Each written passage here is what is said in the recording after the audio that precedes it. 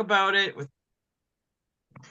Let's talk about it. My name is Corrine, and this is my lovely daughter, Ash. We're going to talk about a few things today that are pretty interesting as we come into the new year. One of the things is we're talking about this earlier. It's why bother decompressing when we just get stressed again?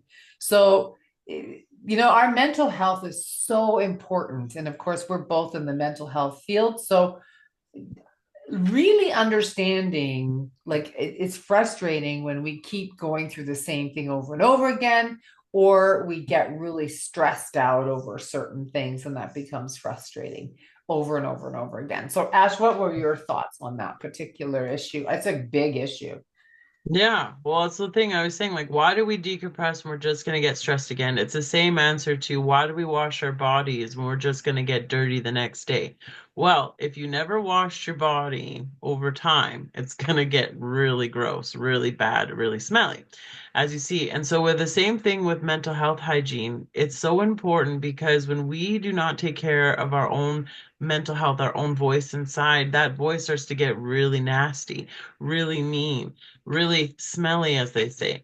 But the reality is when you don't look after that voice inside your head, that voice inside your head is going to make you self-sabotage. It's going to build your insecurity. It's going to make you protect yourself. And so, again, decompressing and meditation is just like a shower. It feels good in the moment. It releases that stress. It releases that, the grime, the hygiene of it. And it actually reminds you that things are going to be okay. Because do you stay dirty forever? Well, if Not I really. don't ever shower, then yes, for sure I stay Yeah, dirty forever. right. And then how But good is that feeling when you have a doesn't feel shower? good. Right. No, Mm. it doesn't. But when you finally clean it up, it's the same thing with meditation. And so the same thing, like I always say as a therapist, I try to work myself out of a job because I want people to actually realize that they can give themselves what they need. And so, for example, like today, just finding the joy in life, like where do you find your joy, Mom?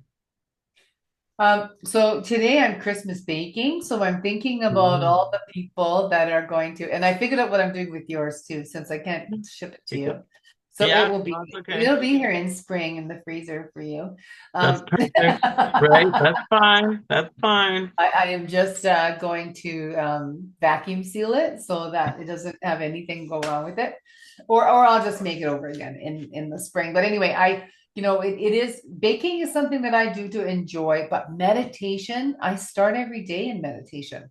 I end every day in meditation. So I start that day, and that wasn't always the case. I don't know. Lots of times I would forget, or I get busy, or it's too busy, or I use a guided meditation and it's like, yeah, I don't have time for that. It's 30 minutes, blah, blah, blah. But at night, I can just go to sleep in it. It's lovely to just Um, go to sleep in that meditation or wake up in the morning and go into a meditation, a guided meditation, or just your own meditation, whatever that looks like, because for me that allows me to stay grounded. Do stressful things mhm. happen? It sure does. Lately there's been lots of stressful things, but my doing that allows me to stay a lot more grounded than I am now, but I would be if I didn't do it. What do you Right. do? So the same thing, like I drink a glass of water and I actually will bless the water. I have the intention where when I drink this water, it's going to cleanse and purify all the negativity. And then Mhm. I just imagine when I'm drinking the water, it's just pushing out all the stress and tension. And I notice that as I do that, it really just supports me. Plus, it's good for you in the morning to drink water. I actually realized lately that my cortisol is through the roof. And I didn't realize it's so funny. You would think I was the calmest, happiest person, but it's very much like a duck on the water. Okay. It looks very calm on the surface, but underneath is just giving her. And so I was taking this test where do you have overproduction of cortisol? And is your dopamine low? And I went, yes. And it goes, do you have a puffy face? Do you have that sense of irritability? Do you get migraines? Because it's like I almost think like when I get to that migraine stage when I haven't looked after myself, it's almost like I'm allergic to stress, and any amount of stress will cause me to just go over. And so as I became aware of this, because I don't know if anyone else deals with migraines, it's an awareness in yourself that you just often, I just keep pushing. I don't eat, and I think, oh, I don't need to eat, and I can just drink coffee, and I'll just drink some water and take some vitamins, and that should be enough. But you realize that you're just, you can't get away with it. And I swear, the older you get, the more you really, really, really got to check in with your body. Because in my 20s, it was easy to do that, just have a cup of coffee and just power through, right? I Well, it's know in so my, funny. You turned 40, which means I'm turning 60.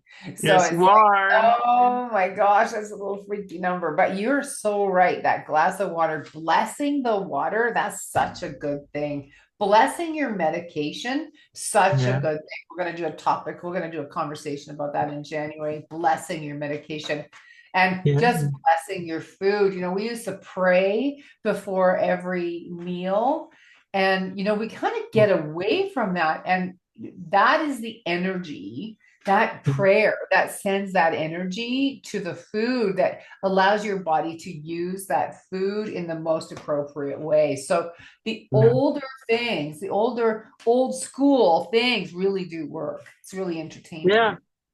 Right. And like it's funny how, I'm just gonna mention this, and it's not about religion, but when people would fast, that's another thing that I'm gonna start incorporating more in January and in 2026 is that when you fast, what you're actually doing is actually resetting your body. And there's so much science behind this now, where they said where people would just fast every so often or just have water or would get rid of a toxic thing in their diet, and I just think like these weren't necessarily about religion, but natural rhythm of the body and Sure. natural rhythm of the flow and energy.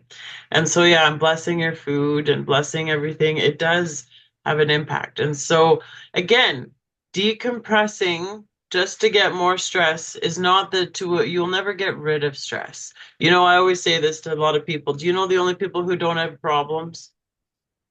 Dead None. people. Dead Dead people. people. Yeah, I don't know. They have the other side to worry about. But anyway, yeah, for That's sure. a different language altogether, but when they go, but the thing I always say to people is if you're alive, you are an active member of your solution. You just have to realize that first. And the same thing with blessing, it raises your vibration. Same thing with meditation. It's about raising your vibration. See, the spiritual world now, I swear, everyone knows more about things than ever before. Remember in the 90s when we talk about chakras and people are like, what?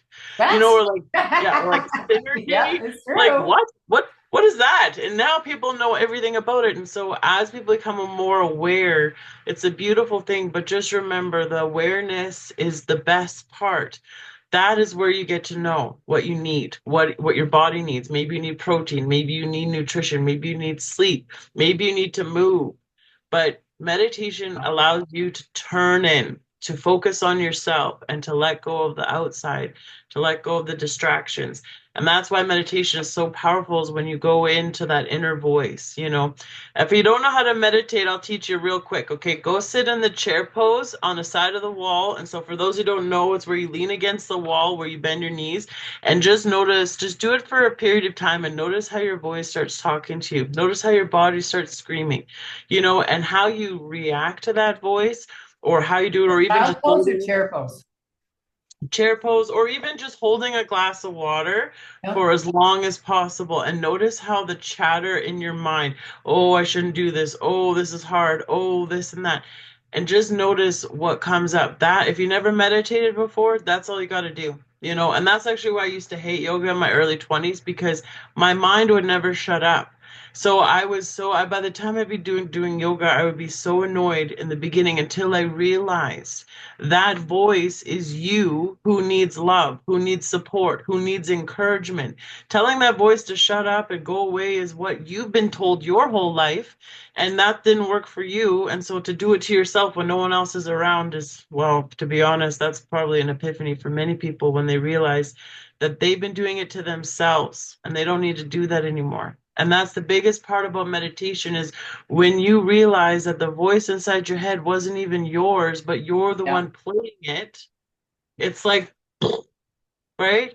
And then when you realize you can tell that voice, hey, Like, what do you really want? What do you need? Are you bored? Are you loved? Are you okay? Like, what do you need? Like, why are you giving me a hard time? And then when you start talking to that voice, you may feel a little crazy for a while. You're not, but I'll tell you, right? You are the most connected to that thing. And then when you ask yourself what you really need for the highest good, it shifts the entire energy, right? For sure. It shifts it. Yeah. So, Yeah. is there anything Another else you thing, want to yeah, add I to just that? want to do another thing on meditation.